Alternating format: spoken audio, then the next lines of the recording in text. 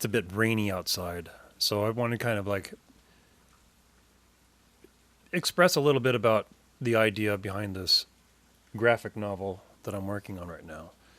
And it's started, the seeds of the idea came when I was in art school. I'd tap out I had this huge, ugly IBM Selectric typewriter. They would sit there and and I would sit there and stare at the paper, and then I would like hammer out some paragraphs and then I'd be done with it, and I would sit there and stare at the paper while the typewriter would sit there and go blah blah blah blah blah blah blah blah blah. It's like having some science fiction engine sitting on the table, and I'd sit there and tip and tap and tip and tap a little bit at this story idea, and then I would kind of write myself into a corner, and then I would park it off somewhere else and start something else. I'd have like half a dozen different projects in rotation at the time, and it didn't really go anywhere until I got out of art school and started living in Colorado and moving around a lot. You know, it was tough to have time to plop down a 30-pound typewriter and start hammering away at a story. You ended up finding yourself using a chair as a writing table. It's just one of those things. And then I got my first laptop, and that lasted only so long. I think it was an old PowerBook 165, black and white. Loved the little thing. It was almost indestructible, but it's way out of date. And then I spent a bunch of money and got myself a PowerBook 5300 CS, which was a decent. I still have it. The batteries don't work, and I think the power cord's shot. But if I could get at the information that's locked in its hard drive, if that even works anymore. But it gave me the liberty to spend some time really hammering out the story ideas. And I started working on this one story. Previously, I had found myself with a Smith Corona word processor. Big, ugly-looking thing that you would see in some 1960s piece of science fiction artwork. Not quite a computer, but not quite a laptop. It was small and portable. It was like having a poor man's computer attached to a printer. It was like an all-in-one thing before the iMac. It was practical, but it wasn't very expansive a tool. And I used it for as much as I could, and then I sold it off because enough out of the discs, the 3.5-inch floppy disks, had started to fail. And I was growing bored with its limitations and had this idea of getting a laptop. So I sold it off. But I had the original hard copy of this story floating around in a cardboard box, and I would pull it out and I would edit it as I need to, and then I would transcribe it and dictate it onto the laptop. And it lived on a laptop for quite a long time. It was finished, but it never got any further than that. And having moved so many times, the original printed draft has been lost.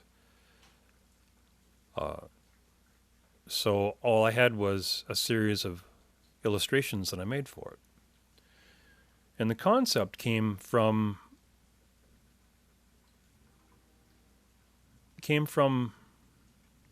a book I read, The Corbin Project. And that was brought about from watching the movie that was based on the book called Colossus. Or maybe it was a Corbin Project that was a movie and Colossus was a book. Either way, it didn't matter. It was a Cold War era science fiction future story about two supercomputers, one by the Soviets and one by the Americans. And they were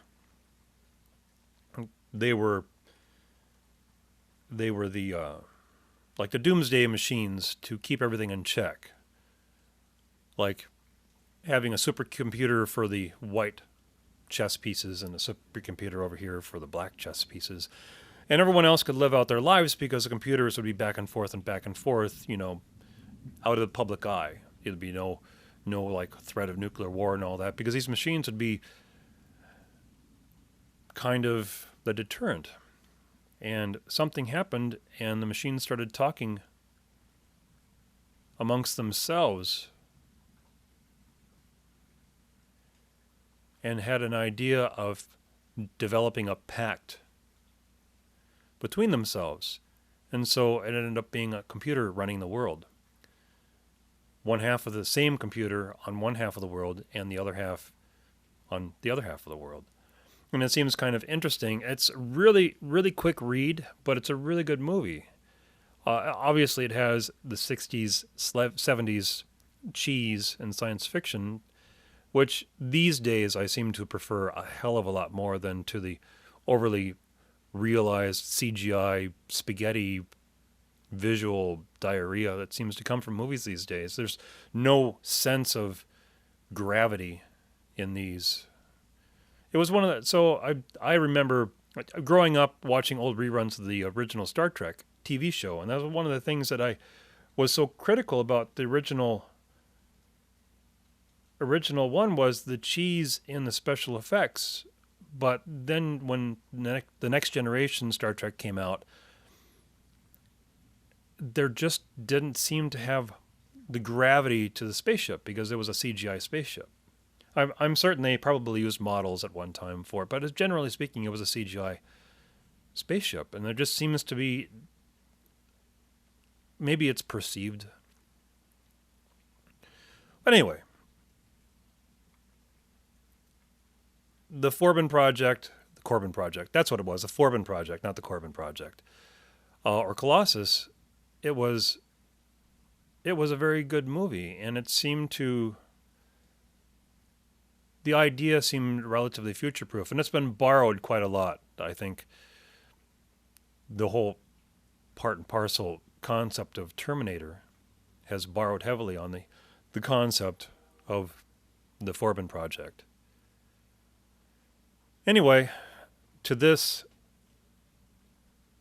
story, an awful lot of the delay in actually producing it, apart from me being completely undisciplined, I would get to halfway into a story and then the idea would pop into my mind to go and do something else, and over here and something else, and over here and something else. I have one novel that's in a first draft that was originally a 45-page short story, and it was all just there, and I obsess about the idea of writing a short story because it seems to be the most difficult thing for me to do is to write a simple short story, beginning, middle, and end.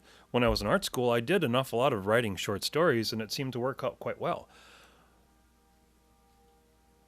And they were written in the pretext of, following the style of one of my favorite science fiction authors, Alfred Bester.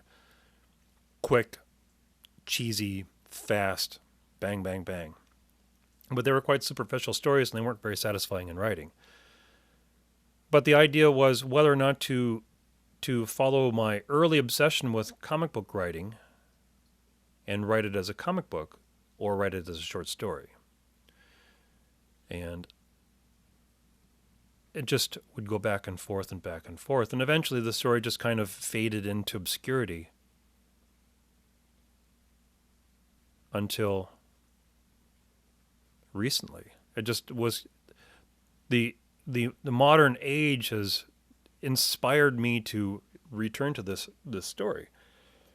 And I had originally anticipated making it a short story and a novel, and so committed to having a graphic novel, a one-shot deal. And I'm not going to get too terribly deep into the basics because I don't want to start espousing the details until I actually have a significant amount of the product actually produced.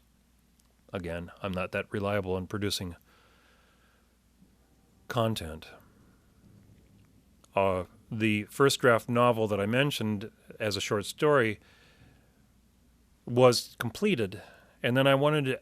There was something was nagging me in the back of the mind when I was working on the short story, so I concluded it with 3 pages at the very end, and that became the problem because the 3 pages inspired the short story to blossom into a 580 page, 586, something like that. 500, basically a 500 page novel. Again, so many projects to work on, it's tough to decide which one to finish. But at one point, you have to sit down and just pick a damn project and finish it. So the basic gist of this is something similar to the Forbin project. You have a technological concept on one side and a technological concept on the other side, meant to isolate and protect the general swim of humanity from the actual concept of war. And it actually does the complete opposite, because, well, I'm not going to get too much into that. Again, I'm not going to get too much into the details, but the setting here with the skeleton and all that is the entire globe is pulverized. The weapons used were specifically designed to go after human beings, so that there would be no fallout, there would be no destruction, and the idea was to use lasers. EMP would make sense, but EMP ends up destroying an awful lot of the infrastructure. So the idea was basically having an array of laser snipers picking off people. And that's kind of the start of the story. But anyway, just wanted to express that little bit of verbal diarrhea and expressing on this graphic novel that I'm currently working on. It's page 1. I estimate probably about 80, 90 pages, which is quite a bit. But I will keep things updated. Thank you.